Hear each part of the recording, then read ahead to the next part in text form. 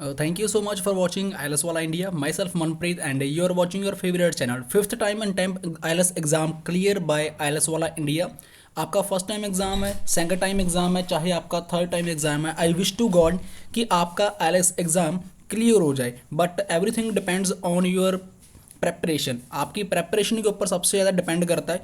Free of cost classes join करने के लिए इस चैनल को जरूर सब्सक्राइब करें. आज मैं आपसे रीडिंग की डिस्कशन करने जा रहा हूँ. जिन स्टूडेंट्स को रीडिंग में प्रॉब्लम आती है तो इस वीडियो को फुल देखना, और जिनको प्रॉब्लम नहीं आती वो वीडियो को स्किप कर कर कोई और वीडियो देख सकते हैं. Depend on you, depend on your mood, because आपका मन, आपका मूड ही सब कुछ डिपेंड करता है कि आपको बैंड स्कोर लेने हैं या नहीं लेने. अगर कनाडा जाना है तो वीडियो फुल देखना, लाइक करना, शेयर करना एंड सब्सक्राइब जरूर करना. Hello everyone, myself Manpreet and you are watching your favourite channel. आज की वीडियो में हम बात करेंगे रीडिंग के बारे में. रीडिंग में काफ़ी ज़्यादा बच्चों को प्रॉब्लम आ रही है और सीरियसली जब भी मैं आईएलटीएस का रिजल्ट देखता हूँ तो मुझे खुद भी काफ़ी ज़्यादा बैड फील होने लगता है. बिकॉज मैं रिसेंटली अभी जो एग्ज़ाम होकर गए हैं लाइक दैट 23 का रिजल्ट आ चुका था, 23 अप्रैल का, 21 अप्रैल का, 16 अप्रैल का एंड 19 अप्रैल का. तो मैंने बच्चों के रिज़ल्ट देखे तो काफ़ी बच्चों का बहुत अच्छा रिजल्ट था. जिसकी बात करें, चलो राइटिंग में उनके 6 से 6.5 थे, स्पीकिंग में 6.5 थे, और सम टाइम लिसनिंग के अंदर उनका बैंड स्कोर बहुत अच्छा था, 7.5 एंड 8. और जब बात आती है रीडिंग की तो रीडिंग में उनका स्कोर था 5.5. और कल तो मुझे इतनी कॉल्स आई कि सर मेरे 4.5 है रीडिंग में, मेरे 5 है रीडिंग में, मैं रीडिंग को कैसे इम्प्रूव करूँ. और आई प्रॉमिस दैट कि आपको बहुत ही अच्छे लेवल के साथ, बहुत अच्छे तरीके के साथ आपको रीडिंग के बारे में समझाया जाएगा इन दिस वीडियो. चाहे कोई भी वीडियो आएगी इस चैनल के ऊपर, आपको डे टू डे रीडिंग के बारे में, लिसनिंग के बारे में, राइटिंग के बारे में, स्पीकिंग के बारे में आप कैसे स्कोर ले सकते हो. गाइज, हम मोस्टली क्या है कि हमारे पेरेंट्स, चाहे हम कहीं से भी बिलोंग करते हैं, तो हम डिसाइड क्या करते हैं कि हम सोचते हैं कि इंस्टीट्यूट्स में जब लगो वहाँ कुछ बेटर कराया जा रहा है. ठीक है, वहाँ पर प्रैक्टिस कराई जा रही है, बट सबसे अहमियत वहाँ पर जो दी जाती है चीज़ों को, वो दैट्स कॉल्ड रूल्स. अगर रूल्स वहाँ पर बने हैं कि लिसनिंग पहले कराई जाएगी, फिर रीडिंग कराई जाएगी, फिर राइटिंग कराई जाएगी, फिर 1 बाय 1 आपकी स्पीकिंग होगी, मीन्स हमारी डे टू डे प्रैक्टिस बन जाती है. अब कुछ मेरे जैसे लोग होते हैं मिडिल क्लास फैमिली के, उनके पास पैसा नहीं होता स्टडी करने के लिए, बट हेयर आपको यहाँ पर बिल्कुल फ्री ऑफ कॉस्ट क्लासेस सिखाई जा रही है. बिकॉज इंस्टीट्यूट्स में रीडिंग दे दी जाती है बट कभी डिस्कशन नहीं होती. मैंने भी इंस्टीट्यूट ज्वाइन किए, मैंने भी 2 टाइम्स आईएलटीएस का एग्ज़ाम दिया है, बट वहाँ पर कोई डिस्कशन नहीं होती. हमें रीडिंग दी जाती है, हमें राइटिंग दी जाती है, कुछ बताया नहीं जाता, कुछ समझाया नहीं आता. बट हेयर मैं आपको यहाँ पर डे टू डे आपको बताऊँगा कि आप how you can write, how you can solve your reading. एक होता है कि यू शुड सॉल्व रीडिंग, आपको सॉल्व करनी चाहिए रीडिंग. एक हाउ टू, आपको कैसे करनी है. यहाँ पर हम हाउ टू प्रॉब्लम को सोल्यूशन निकालेंगे, ना कि प्रॉब्लम को प्रॉब्लम की तरह समझेंगे. और यहाँ पर रीडिंग है, आपको डे टू डे यहाँ पर वीडियोस मिलेंगी, और आज हम उन्हीं चीज़ों के बारे में दिस वीडियो बात करेंगे. तो रीडिंग आप कैसे कर सकते हो डे टू डे, आपको मैं पहले बोल चुका हूँ, वीडियो मिलेगी. होप सो दैट गाइड आपने इस चैनल को सब्सक्राइब कर दिया होगा. लिसनिंग और रीडिंग एक ऐसा मॉड्यूल है जहाँ पर आप 9 बैंड स्कोर तक ले सकते हो, और क्योंकि रीडिंग में भी आप 9 ले सकते हो एंड लिसनिंग में भी आप 9 स्कोर ले सकते हो अगर आप फुली फोकस के साथ रीडिंग एंड लिसनिंग को करते हो. तो मैं अपना फेस यहाँ से दूंगा हटा, और उसके बाद हम करेंगे रीडिंग, फीलिंग के साथ रीडिंग करेंगे, मज़े के साथ, और होप दैट आपको काफ़ी ज़्यादा मज़ा भी आएगा एंड काफ़ी ज़्यादा हेल्प भी मिलेगी कि रीडिंग में फिल द ब्लैंक्स कैसे सॉल्व आउट की जाती है. आपको सेम ये चीज़ें देखने को नहीं मिलेंगी, इनके सिनोनियम्स आपको देखने को मिलेंगे इन दिस रीडिंग. तो चलो शुरू करते हैं. वो हमसे क्या कह रहा है, 34 द क्वेश्चन है. मोस्टली रीडिंग्स क्या होती हैं, इनके आसपास में ही हमें देखने को मिलती हैं. आप इनका कीवर्ड्स, जो यहाँ पर कीवर्ड्स दिए गए हैं, आपको नेक्स्ट मोस्टली आंसर यहीं पर ही देखने को मिलता है आफ्टर रीडिंग. जैसे यहाँ पर ऑन दिया गया है, यहाँ पर टू दिया गया है, यहाँ पर सच एज दिया गया है, यहाँ पर फॉर दिया गया है. मोस्टली आंसर इन्हीं के साथ ही हमें देखने को मिलता है. बट हम first of all first answer से यहाँ पर स्टार्ट करेंगे अपने क्वेश्चन को. फिल अप द ब्लैंक्स जैसे हमें दी गई है. फर्स्ट ऑफ ऑल हमें कीवर्ड्स अंडरलाइन करना बहुत ज़्यादा ज़रूरी है. जस्ट लाइक दैट आप देख सकते हो 34 का जो क्वेश्चन है, day length is a useful cue for breeding in areas where dash are unpredictable. कि day length is useful cue, कि जो डे है, दिन का ये लेंथ है इसकी, ये काफ़ी ज़्यादा useful cue for breeding. Breeding मतलब होता है किसी चीज़ को पैदा करना. ब्रीडिंग का हम अगर सिनोनियम्स की बात करें तो हमें प्रिडिक्शन देखने को मिलेगा. Prediction sorry production. प्रोडक्शन हमें देखने को मिलेगा, ब्रीडिंग का जो सिनोनियम है प्रोडक्शन, प्रोडक्शन है प्रोड्यूस करना किसी चीज़ को। The day length is useful cue for breeding in areas where dash are unpredictable, कि जहाँ पर डैश अनप्रेडिक्टेबल है, यहाँ पर थोड़ा बहुत ऊपर नीचे रहता है। क्या रहता है, अब हम इनको पैसेज में फाइंड आउट करेंगे कि क्या ऊपर नीचे रहता है फुल डे में, जो यूज़फुल क्यू है फॉर ब्रीडिंग, प्रोड्यूस करने के लिए, प्रोडक्शन करने के लिए। तो let's see in the passage. सबसे पहले हमें अपना कीवर्ड्स फाइंड आउट करना है, जैसे ब्रीडिंग हमें यहाँ पर मिल चुका है। Breeding is the most during the part of the year only, तो and so as a reliable cue for needed to trigger breeding behaviour. The day length यहाँ पर हमें अपना देखने को मिलता है। Day length is an excellent cue, की जो डे लेंथ है ये एक एक्सीलेंट मतलब काफ़ी ज़्यादा एक अच्छा क्यू है, दिन का जो मतलब पूरा दिन रहता है। Because it's provides a perfectly predictable pattern for change with in a year, क्योंकि ये एक साल के अंदर परफेक्टली कहता है जो पैटर्न वगैरह है इसका चेंज होता रहता है। तो मतलब है कि यहाँ पर ये डे के अंदर वो किसकी बात कर रहा है, दिन और रात की, या फिर ये एक मौसम की बात कर रहा है। In the temperature zone is spring, temperature fluctuate greatly from day to day. तो यहाँ पर हमारा आंसर आप देख सकते हो, वहाँ पर हमसे क्या पूछा गया था, ध्यान से देखिए कि day length is useful cue, ये बात हो चुकी है कि डे लेंथ है useful cue. Breeding is area where dash unpredictable, जो ऊपर नीचे होता रहता है, जो एक समान नहीं रहता। हमारा अनप्रेडिक्टेबल का मीन्स ये था, अनप्रेडिक्टेबल का मीन्स कि ये ऊपर नीचे होता रहता है, एक समान नहीं रहता। Breeding in areas where dash are, तो यहाँ पर एक चीज़ एनालाइज करके देखिए, वहाँ पर उसने क्या कहा हमें, because provides a perfectly predictable pattern to change within the year in the temperature zone is spring, temperatures fluctuate greatly from day to day, कि जो फ्लक्चुएट होता रहता है। वहाँ पर अनप्रेडिक्टेबल दिया गया था, यहाँ पर उन्होंने क्या दे दिया अपना फ्लक्चुएट, कि अनप्रेडिक्टेबल का मतलब ये है कि एक समान नहीं रहता, फ्लक्चुएट का मतलब कहता है ऊपर नीचे होते रहना। तो अब कि उन्होंने कहा डे लेंथ, अब यहाँ पर एक चीज़ देखिए, the day length excellent cue because it's provides a perfectly predictable pattern to change within the year in the temperature zone is spring.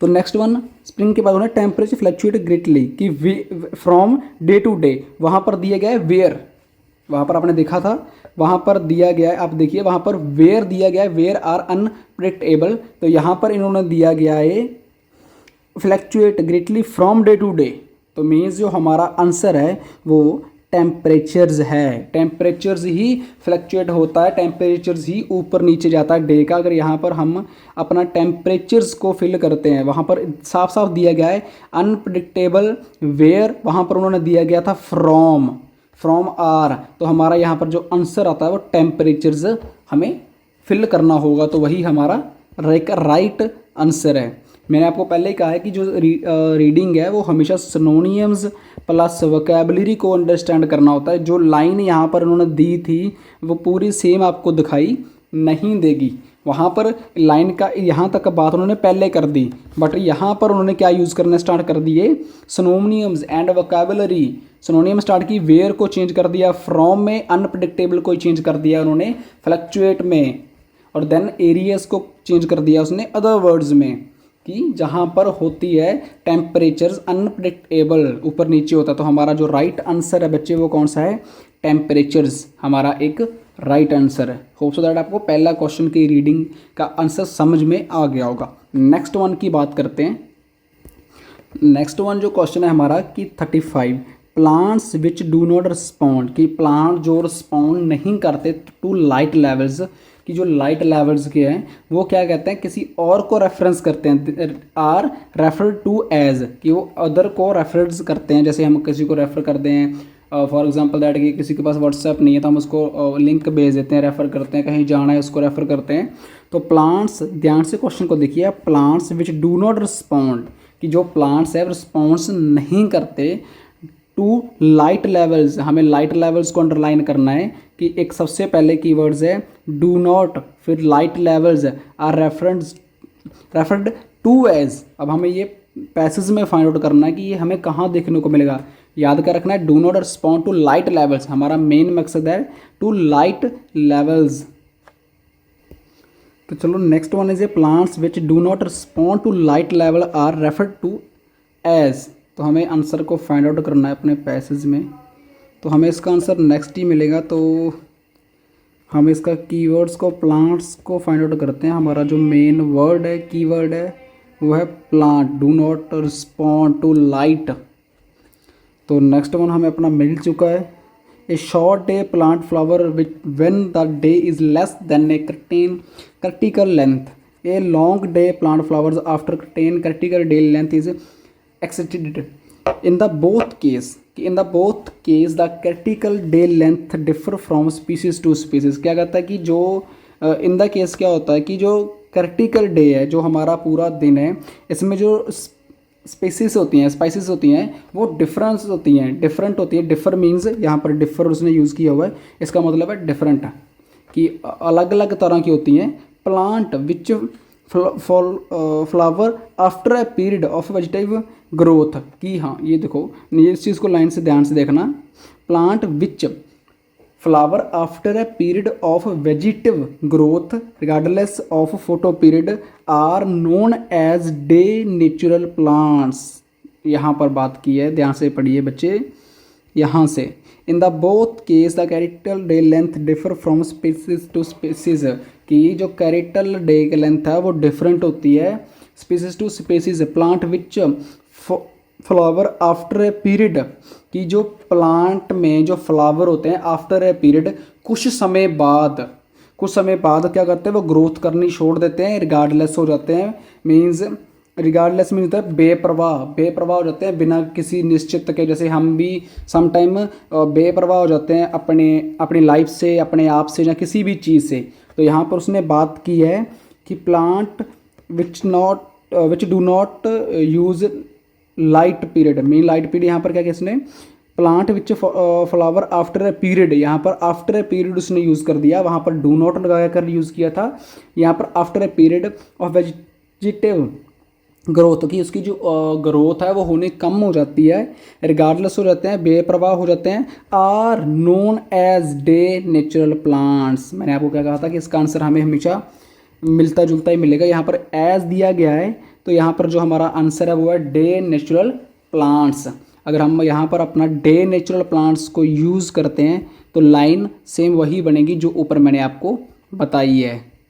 ध्यान से देखिए, plants which do not respond to light levels are referred to as day natural plant, कि उसने क्या कहा, plant which do not respond to light levels, कि जो plant है एक लाइट लेवल को, बट यहाँ पर उसने क्या कहा, प्लांट्स का नाम दे दिया, वहाँ पर उसने क्या नाम दिया है, flower. Plants which flowers after period, किसने आफ्टर पीरियड को नाम दे दिया, डू नॉट को किस वर्ड्स में चेंज कर दिया, किस लाइन में चेंज कर दिया, आफ्टर ए पीरियड्स में। तो एक ग्रोथ डू नॉट रिस्पॉन्ड उसमें किसने, डू नॉट रिस्पॉन्ड्स उसमें किसने चेंज कर दिया, उसने कर दिया रिगार्डलेस में।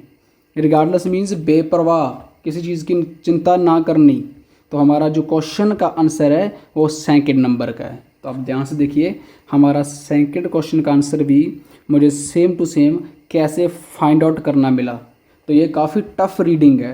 तो आप देख सकते हो कि सेम लाइन नहीं दी गई, बट फिर भी मुझे क्वेश्चन का आंसर फाइंड आउट करने में थोड़ी सी मुझे भी दिक्कत हो रही है, बट ट्राई टू वेल कि आपको अच्छे तरीके से समझाने के लिए इस चीज़ को पूरी डीपली मैं सेकंड क्वेश्चन पर ही पहुंचाऊं। तो मैं उम्मीद करता हूं कि आपको धीरे धीरे समझ आ रहा होगा। अब नेक्स्ट क्वेश्चन की हम बात करते हैं। हमारा जो नेक्स्ट क्वेश्चन है वो है 36 की बात करें, कहाँ से मिलेगा, चलो फाइंड आउट करते हैं।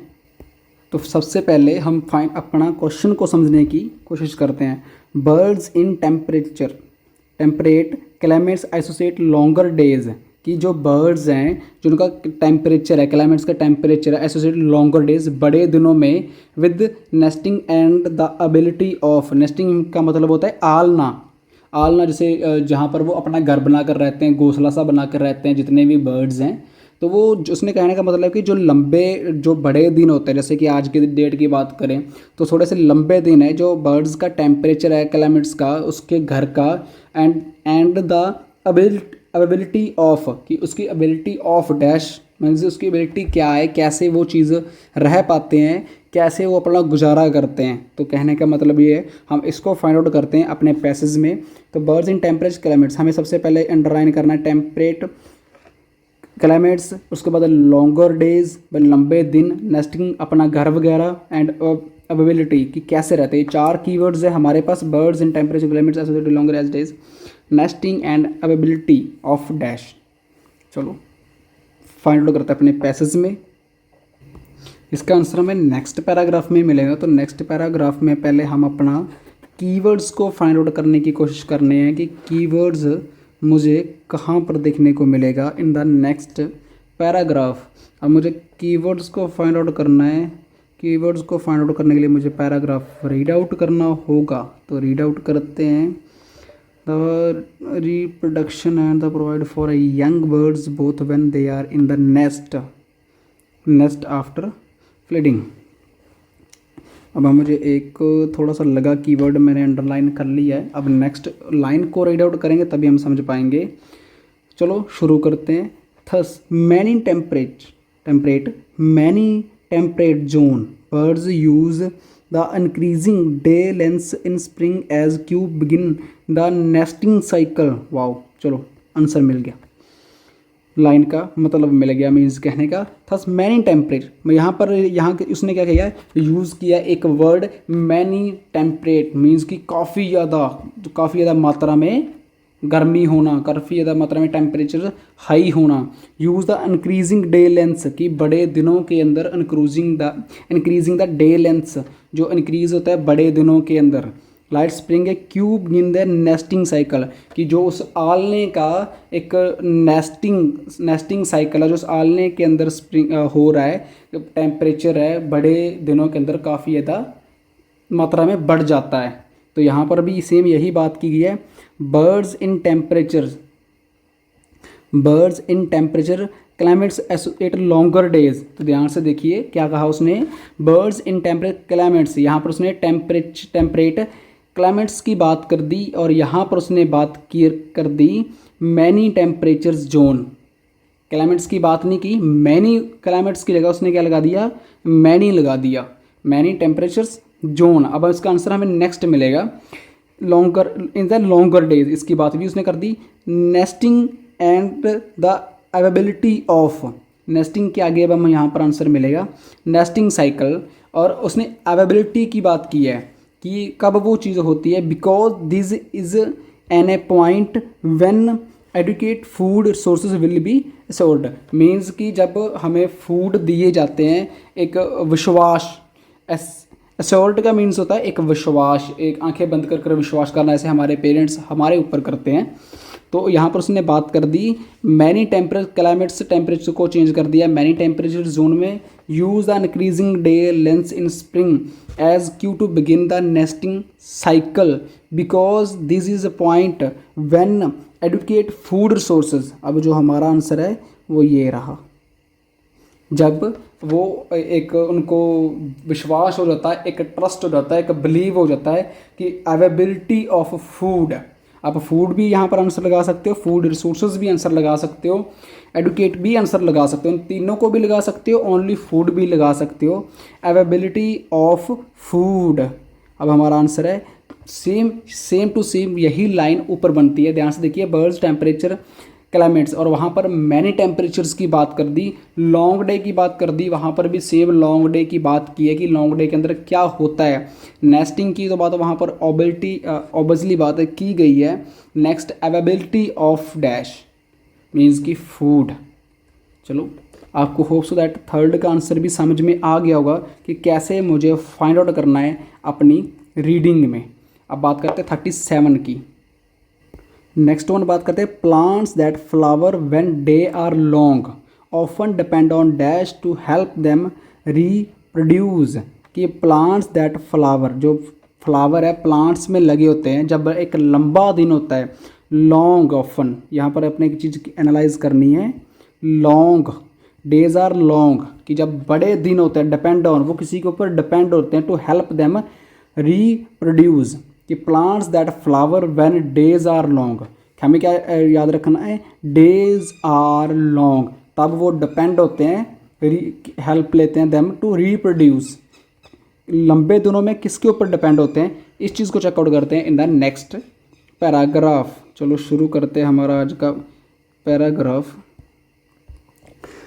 यहाँ से शुरू करते हैं। The short day plants that flower in spring in the temperature zone are adapted to maximising seedling growth during the growing season. कि छोटे दिनों में क्या कहता है कि वो टेम्परेचर जोन है अडेप्टेड टू मैक्सिमम सीडिंग। अगर यहाँ पर छोटे दिनों की बात की गई थी, अडेप्टेड मीन्स होता है किसी के ऊपर, किसी की हेल्प करना, किसी के ऊपर निर्भर रहना।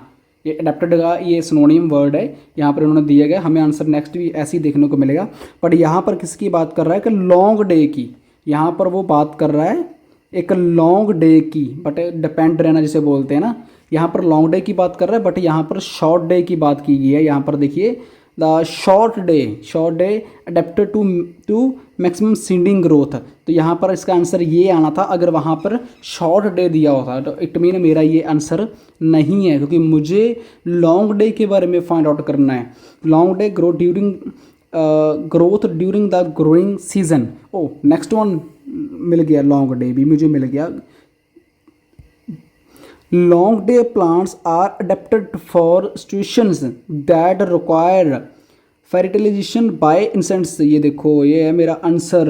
और a long period of seed ripening means कि लंबे समय के लिए वो क्या कहते हैं, इस चीज़ को रिप्रोड्यूस करते रहते हैं। तो यहाँ पर लॉन्ग डे की बात की थी। Long day plants adapted means कि डिपेंड रहना, किसी के ऊपर निर्भर रहना कि अब रीडिंग के आंसर मुझे मिल जाएंगे, इमेजिनेशंस करनी है कि रीडिंग के आंसर मुझे मिलेंगे, मैं लिख दूंगा, 9 बैंड आएंगे, मैं खेड़ा चला जाऊंगा। ऐसा नहीं होता। बस यहाँ पर शॉर्ट डे में ही मैं इस चीज़ को एनालाइज किया, देन लॉन्ग डे के अंदर ये चीज़ रखी गई है। तो हमारा जो क्वेश्चन का आंसर है वो ये रहा। अब मेरा जो 37 का क्वेश्चन का आंसर है वो मैं यहाँ पर राइट डाउन कर सकता हूँ। देख सकते हो कि सेम बात वही की है, जस्ट सिनोनिम्स के ऊपर मुझे फोकस करना है, वोकैबुलरी के ऊपर मुझे फोकस करना है अगर मुझे अपना बैंड स्कोर अच्छा लेकर आना है। नेक्स्ट वन क्वेश्चन को फाइंड आउट करते हैं। तो ये थे हमारी रीडिंग के क्वेश्चन। तो होप सो दैट आपको काफ़ी ज़्यादा समझ आया होगा। तो must subscribe this channel. Next video आएगी वो ट्रू फॉल्स नॉट गिवन के ऊपर आ सकती है, MCQ के ऊपर आ सकती है, और उसमें इससे भी अच्छे तरीके के साथ मैं आपको समझाने की कोशिश करूंगा।